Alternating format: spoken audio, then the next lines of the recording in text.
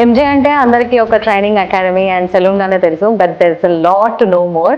Hi, this is Panu of MJ Beauty Academy and Salon and Spa. So నేను పుట్టి పెరిగిందంతా కూడా కడపలోనే, ఎడ్యుకేషన్ బ్యాక్గ్రౌండ్ హైదరాబాద్.